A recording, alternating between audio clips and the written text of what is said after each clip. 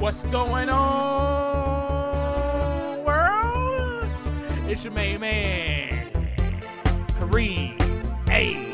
Rashid, the voice and your host of Clearing the Wreckage. Yes, you already know we got a great episode in store for you today. I don't know what you're doing. You could be driving to work, but all I ask is that you please pay attention to the road. Yes, and you could be at work on a lunch break just trying to get a quick sneak peek into this episode. Please clock back into work on time. And you could be doing something that is very important, to me at least, and that is on the toilet. Please be sure to flush. Yes.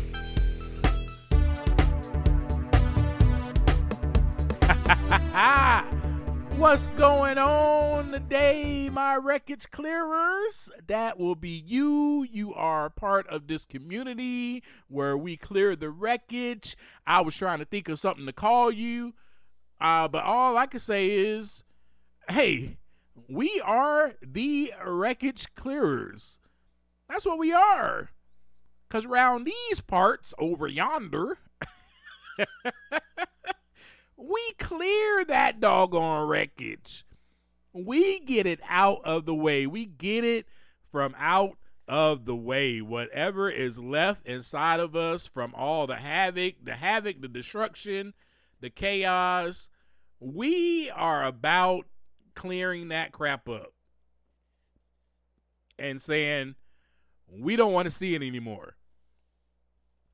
So I'm grateful. As always, I always start my conversation off with saying thank you so much. Yes, thank you. That would be you, because you are the one that listens to me every week. Listen to me go on and on and on about all my havoc, all my destruction, all that remains. You know, wreckage is what I'm talking about. And you listen to me, and you download it, and you share it with people, and you're telling your friends and your family, and you're like, hey, you should listen to this podcast. It's pretty cool. And I am just so appreciative of that. And I just want to say thank you before we begin this episode. As always, yes, we are going to talk about clearing the wreckage. Disclaimer, this episode may trigger some of you. If it does, it is not my intentions to do so. As I told you, a lot of my episodes are going to be that way, but as I told you, the few episodes coming up are going to be very hard for me to do. So I don't know if it's necessarily going to be hard for you to listen to, but I know they're hard for me to talk about. But I'm going to do it. You know why? Because this is called Clearing the Wreckage Podcast, doggone it. So that's what we do around here. We don't play around with life. We don't play around with life. We don't play around with ourselves. We clear that crap out. Whatever's stopping us from growing, whatever's stopping us from evolving, whatever's stopping us from developing into the best version of ourselves, we know what? We take the time. That's what we do around here. We take the time to look inside so that the wreckage can begin to clear. That's what we do. So I was asking myself, man, why do I feel broken? And that will be the title of this episode. You know, in podcasting, there's something that we must do as podcasters. We must title an episode. Do I want to always title an episode? No. I just want to get on and start talking to you. You know what I'm saying? Have a conversation. We are friends, we are peers, we are in this together, right? We are walking hand in hand alongside of one another. And I just want to go to our favorite coffee shop right now, have a latte, You have your latte, I have my Americano, and we just sit down and we talk and we catch up and we shoot the breeze and we talk about life. When you get together with your friend, you don't be like, all right, we're here now at our coffee shop. We have our coffee. What is it that we're going to discuss today? What's the title of this communion? What's the title of this meeting of minds? You don't do that. So why do I have to do it? I feel like the next episode, I'm not even going to title it. I'm just going to be like, hey, what's up, y'all? What's up, my wreckage clears? Let's go. Anywho, let's hoot like an owl. I was asking myself that question. Why do I feel broken? And, I thought that I was done grieving. We're just picking off exactly where we left off from the last episode. My identity was dying. It was going down into the tomb. It was decaying. It was rotting. I was dying. And grief was part of that process, which grief is a part of that process anyway, right? We grieve death. A family member dies, a friend dies, we grieve them. I was grieving myself. I was dying. However, the other thing that I didn't realize is I was grieving the person who just got taken away from me, which would have been my girlfriend at the time, who I actually proposed to, and I was getting all hopeful and excited about our future. And then, boom, just like that, gone. Wait, what just happened? You think that I was supposed to accept that right away? I've been praying and praying to be back into her life and for me to marry this girl. She was the one. She was the love of my life. I was going to be with her forever. I was determined, and I felt it was destiny. And then all of a sudden, boom, gone.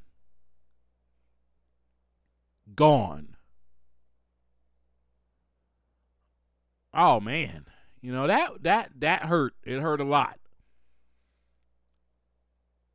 And that is when I went through that process of grief. And in that same process, I was grieving my identity.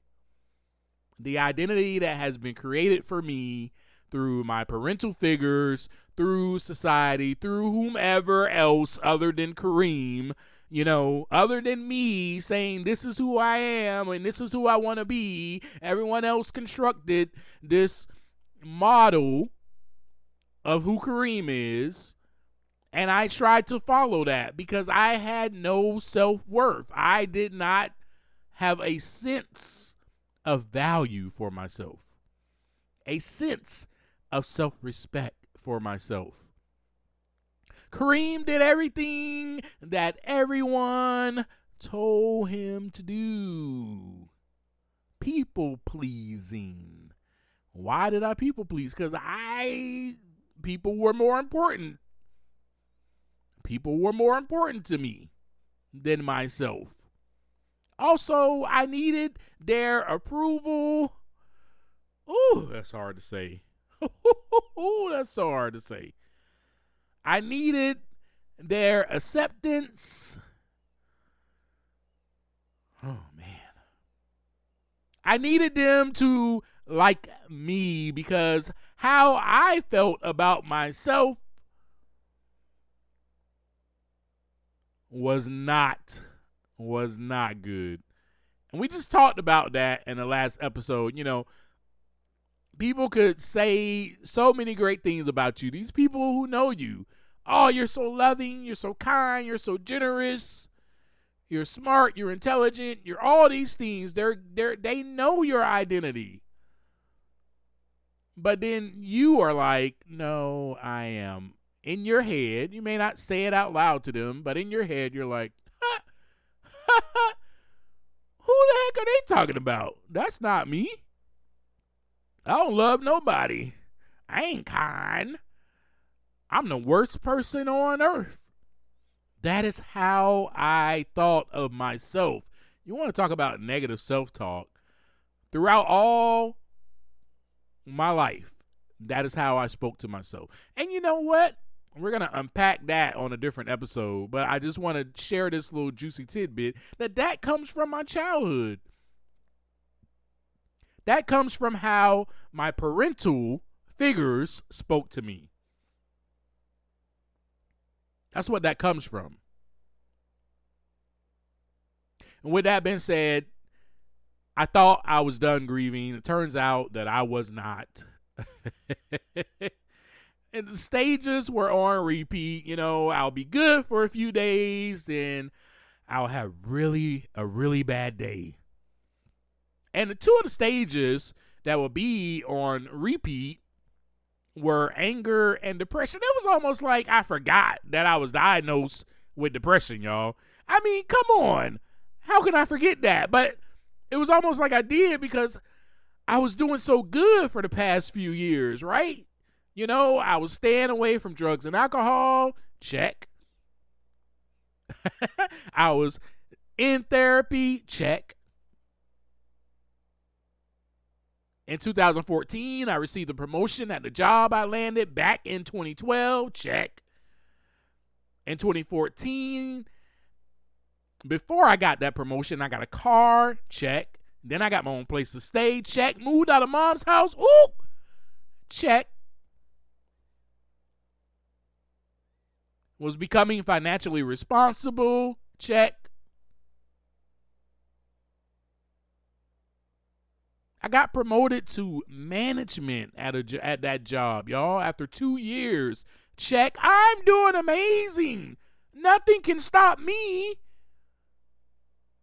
You want to talk about from feeling low all my life to an extreme high all of a sudden. I'm talking about an extreme high. Like, what? Boy, hey. You can't tell me nothing. I was like Kanye West, wait till I get my money right. You can't tell me nothing. You know, I mean, I was feeling myself. But then, boom, as soon as that happened, I was back to,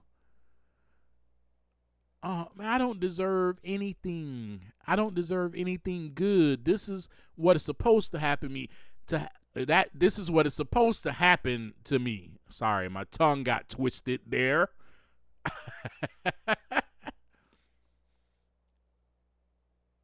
Yeah. Then why is it that I still feel so broken? Huh? Let's unpack that. The first thing that we must state is that, oh yeah, my fiance was taken away from me and I felt abandoned. Ooh, abandonment. That word right there alone can sometimes still trigger me. Just the word. Ugh, I don't like that word. I don't like saying it. Neither do I like feeling that way. No. I don't want to feel as if someone left me. I don't want to feel left alone by myself. Neither do I want to be by myself. But turns out that everyone did leave and I was by myself. Y'all know the story. Do I need to tell you again? Everyone left the house. Everyone left the house. I don't know how much I can emphasize to you because I want you to connect with me. Go on this journey with me, please. Connect with me. Granted, when my sister left the house, my oldest sister, she did not do this on purpose. Neither did my other sister or my other sister. Neither did my brother. Nobody did anything on purpose. But everyone left. It doesn't negate the fact that everyone left. Yeah, they didn't do it on purpose, but everybody left, doggone it, and I was by myself. My dad also left, and I was by myself.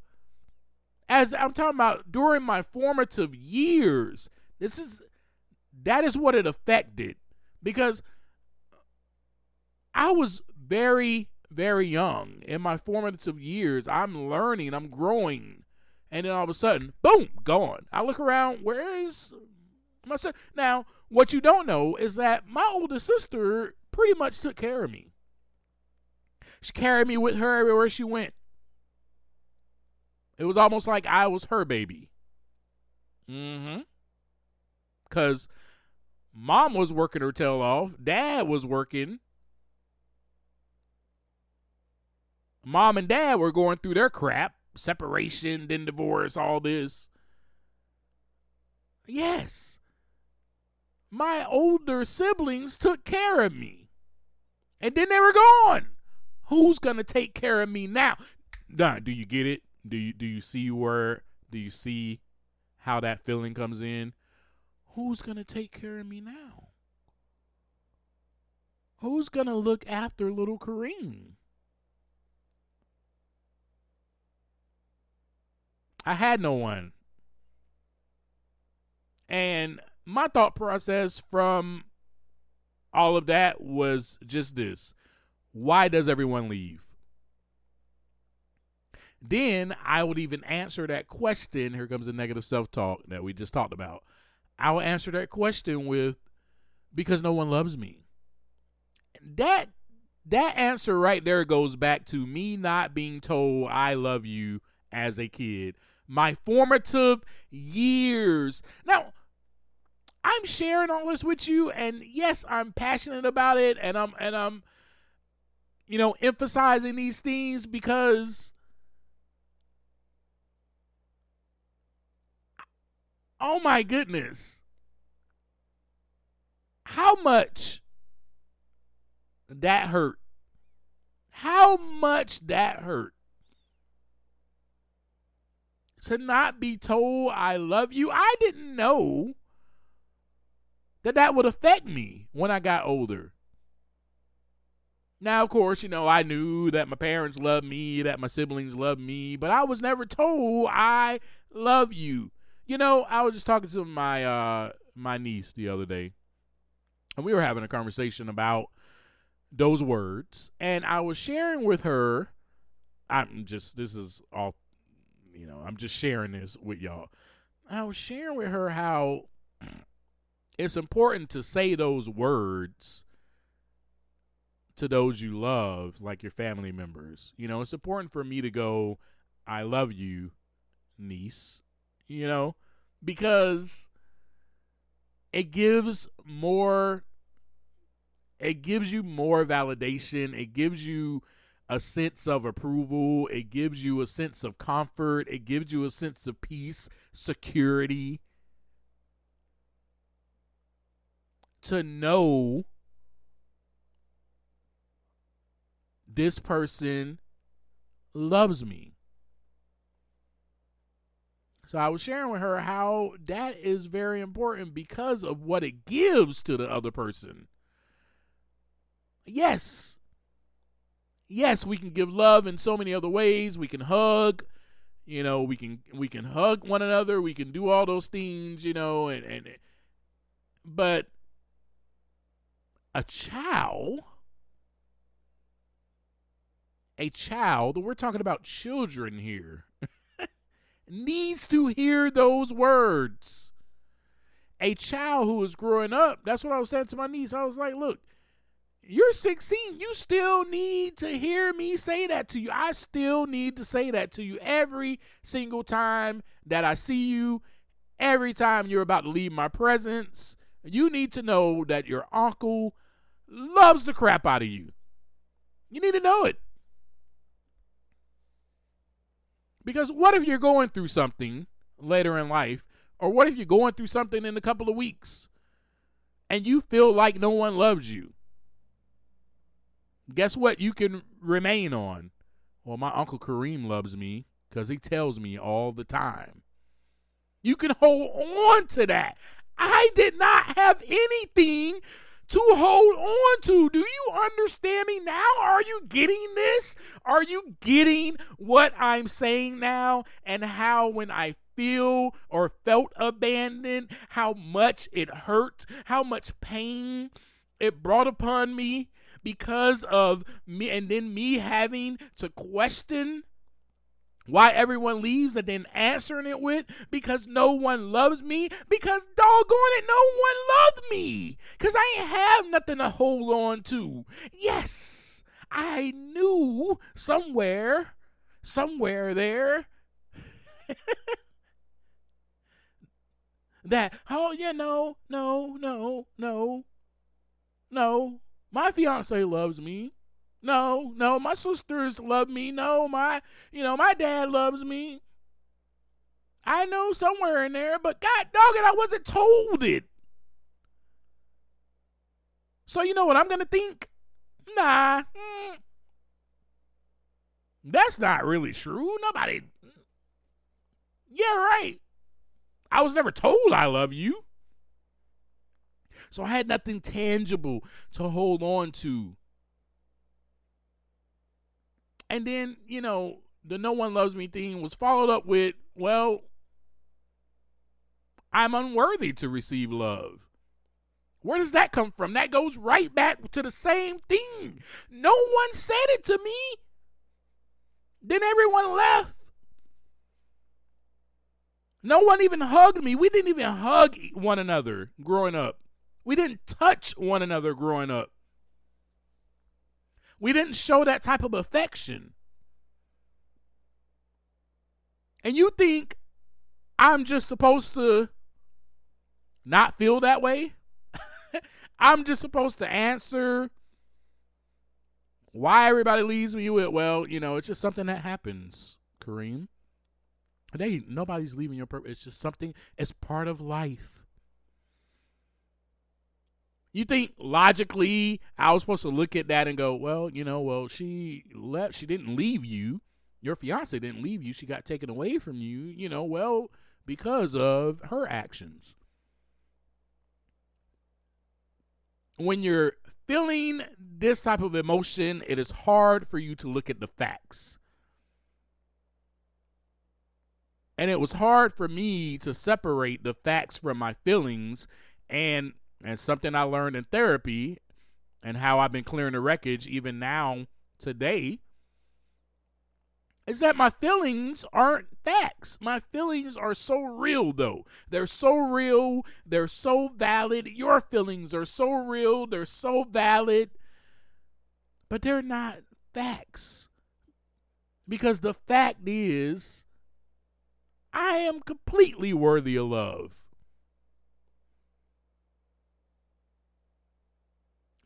But then, after I say, well, I'm unworthy to receive love, it follows up with, well, it is my fault. I pushed them away. I'm a handful. I am too much. All of these thoughts are followed one after another because of the abandonment that I felt as a kid from the lack of affection, physical affection that I received as a kid, from the lack of verbal affirmation I received as a kid. In my formative years, I'm forming. My identity is being formed, and I have no identity. No one loves me. That's my identity. That's why I was dying on the inside. Because I'm like, I have nothing. I have nothing to hold on to. Nothing.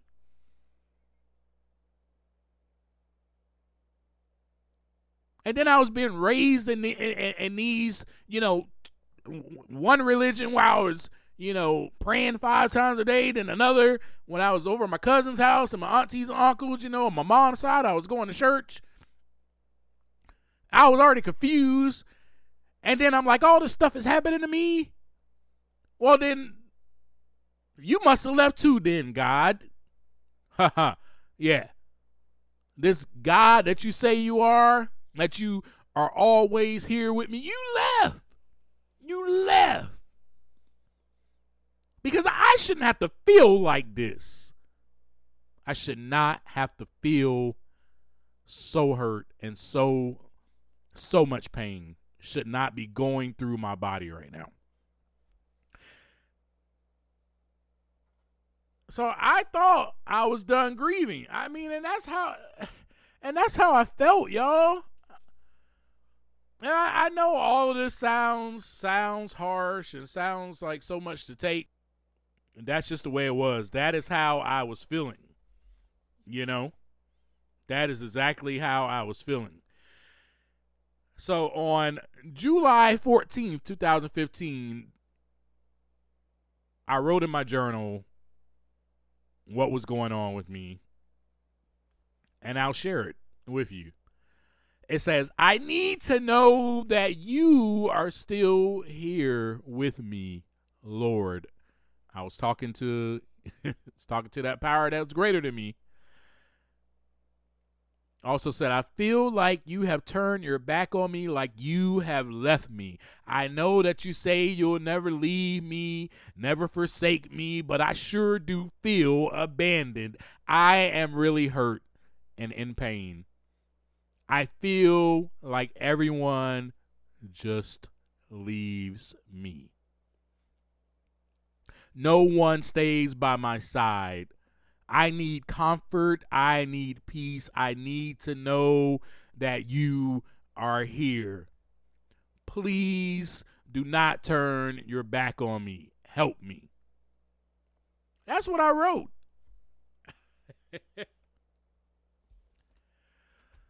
And that is exactly the pain that I was feeling, y'all. That's the pain that I was feeling at that time. And you know what? I also did feel like I deserved for God to leave me, right? Because why not? I'm a handful. I sin a whole lot. I do so much wrong. I've done so much wrong in my life. I've used drugs and alcohol. I've abused them. I was addicted to them. I was addicted to sex and, all this stuff. Of course, I should be punished. This is my punishment. This is what I deserve. This is exactly what I get for all the wrong that I've done. Growing up, that's how it was. In my household, at least. In my household, I felt once I made a mistake, I got punished for it. Now, I'm only sharing my part of the story. I'm not sharing anybody else's experience now. My parents may think otherwise. But this is my experience that I'm sharing. I got punished when I made a mistake. When I did something that might have been wrong, I got punished for it. And I'm not talking about,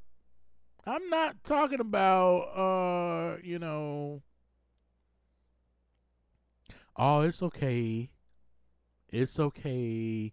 Do better next time. I'm not talking about that type of reprimanding. I'm talking about punishment.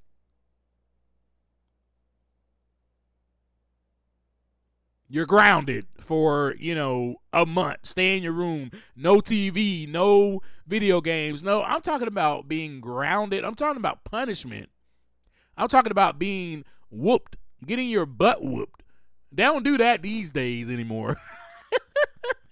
These days, y'all don't know what butt whoopings are. But that's what we got growing up. You think I wanted to feel my mom? You think I wanted to feel her hand on my butt? or her grabbing the belt and whipping me. My dad, he was more harsh with his punishment.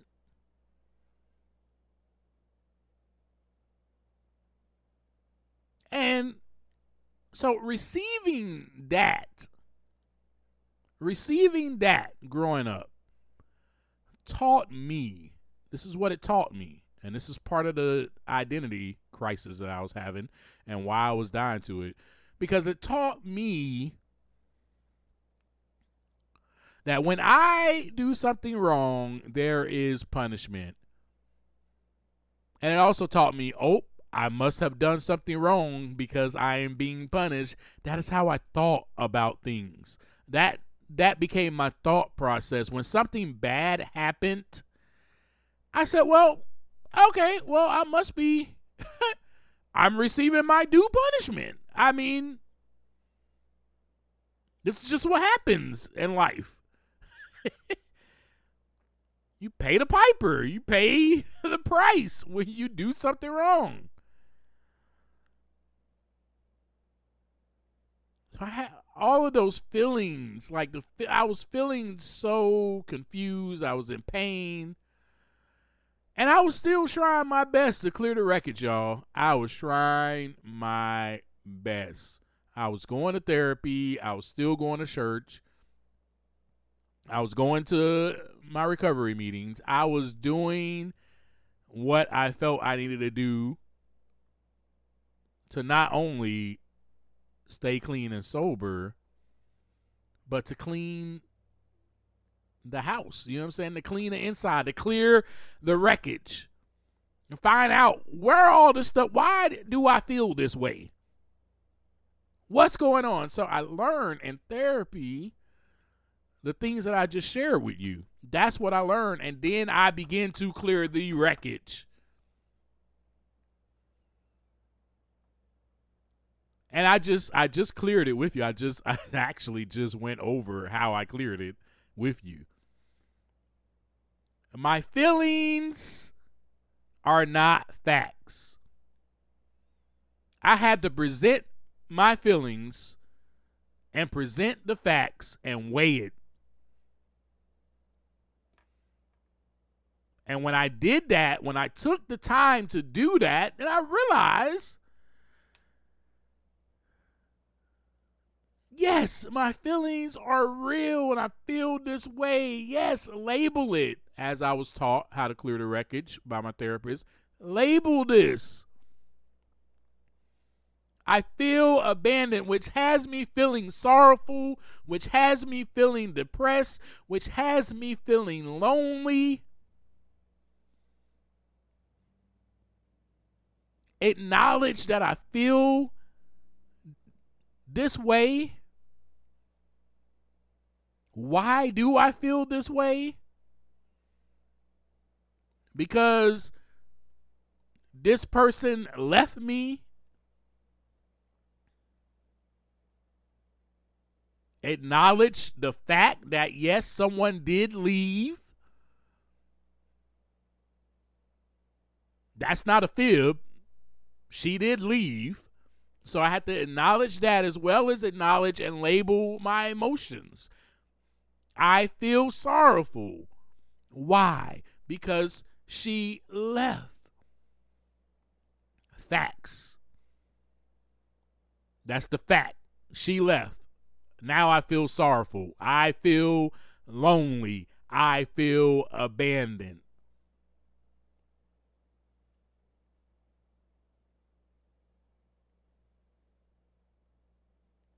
Why does everyone leave? I ask myself, and then I follow that up with, because no one loves me. That's a feeling. The fact. She loved the heck out of me. She loved the heck out of me. She did not leave me on purpose. Something happened, some mistake that she made caused for her to get taken away. And she did not do this intentionally. She did not think that she was going to be taken away. She did not know that this was going to happen.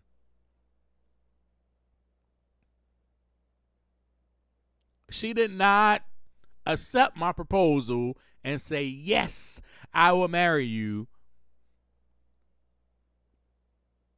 and then leave me on purpose. She did not do that. She did not even accept my proposal knowing that something bad was going to happen. She did not do that. She did not. I mean, that's just the fact.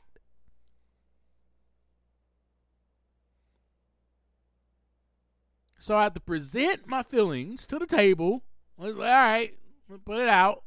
And then present the facts. I had to do the same thing with my childhood. Because at that time, I told you I felt abandoned, which means that I was triggered all the way like, oh, this has happened again? Oh my goodness. Here we go. So I had to go back to that and start labeling my feelings. Sorrowful, lonely. That is how I felt then. This is how I feel now. And present the facts. Did everyone in my house leave me on purpose? No.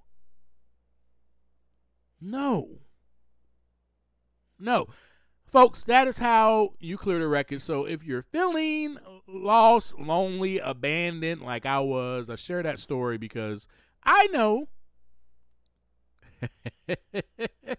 I know that you listen to me because you understand me and you relate to me. Therefore, there is someone that is listening that is going through exactly what I went through.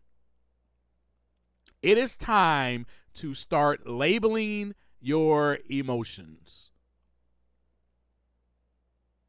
If you feel abandoned, what emotion comes with that feeling? Normally it's sadness, sorrow. You got to label it.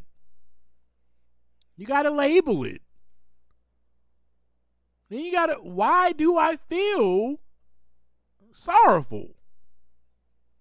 Well, because someone left me. And then you got to present a fact right after that. Someone left me, but why did they leave me? And, in some cases it could be because of you. But in most cases, something like that happens, it had nothing to do with you. It was something going on probably inside of the person. Some wreckage that they haven't dealt with. Say, for instance, a breakup. Somebody breaks up with you. Not saying that you don't play a part. But them leaving you probably was on them. Something inside of them to where they probably had little or nothing to do with you. Unless you're just toxic. But, so for my situation, as I just shared with you, that's how I cleared the wreckage. Presented my feelings, presented the facts. And then I had to decide, okay, so I have the facts here. Although I may still feel this way, I have the facts right here in front of me. That's when I had to make a choice. Not that I'm not allowed to feel, I had to make a choice what to believe. My feelings or the facts? My feelings or the facts? Which one am I going to believe?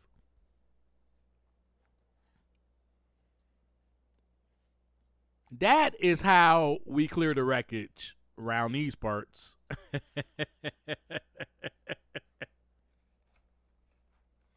One of the ways that I was able to get through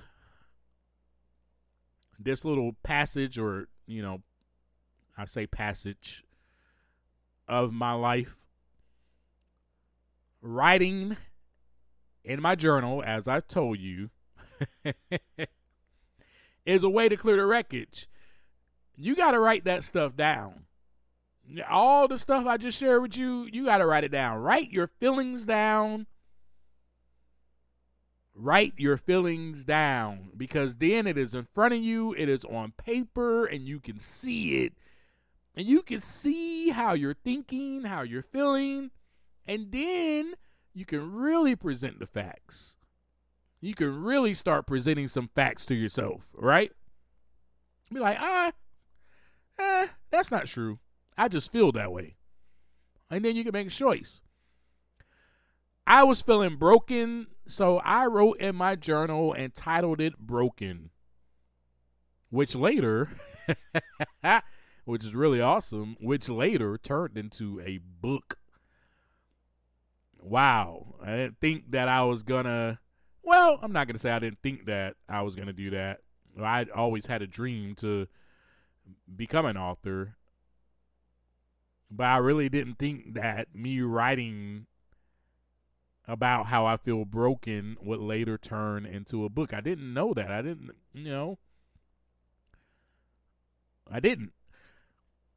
So something I wrote at that time was, we are all so broken, easily torn apart like twigs, not even worthy to be called sticks. Can't stand up on our own, left lying on the ground. Yep. Lying right next to the other twigs, until the one who's bigger, the only one who is big, reaches down to give me a lift, to pick me up and place me in its arms.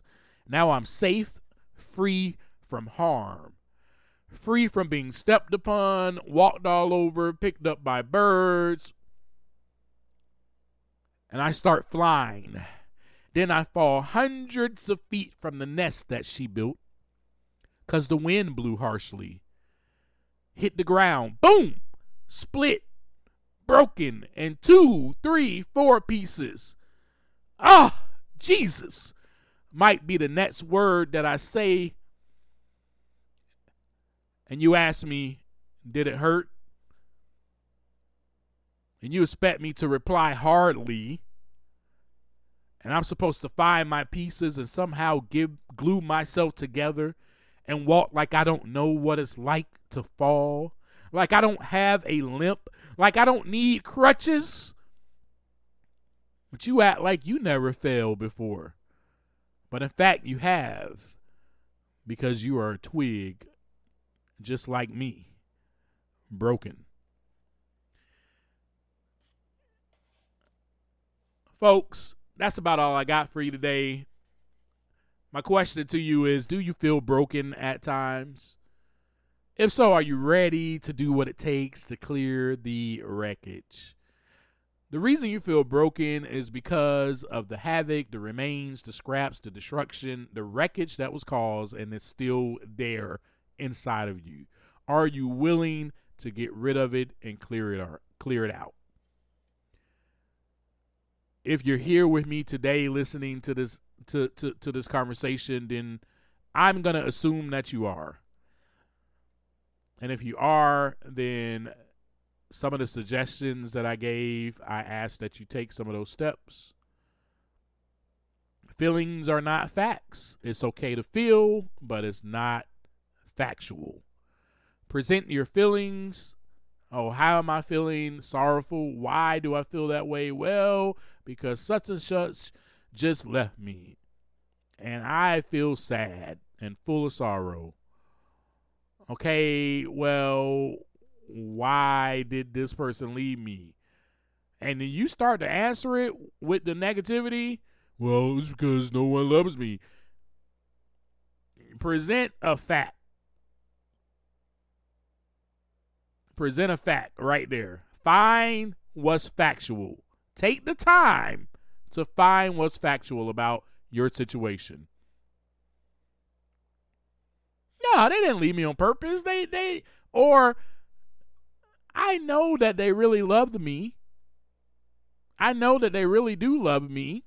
Something just happened where they weren't able to be here for me. You got to go through it all. And the way to go through that, at least for me, and how I clear the wreckage, is I have to write down how I'm feeling. At that moment, I got to sit and I got to go, all right, let me see a pen and a paper, whatever. I mean, it could be a sticky note. Just write it down. Man, I feel sad right now. You can write it down on your phone. Man, I feel so hurt. And then, but write in your journal. Get you a journal. If you don't have a journal, get a journal, because you are a wreckage clearer and you're about clearing the wreckage. So get yourself a journal. Start writing down how you're thinking, what are you feeling, and then present the facts.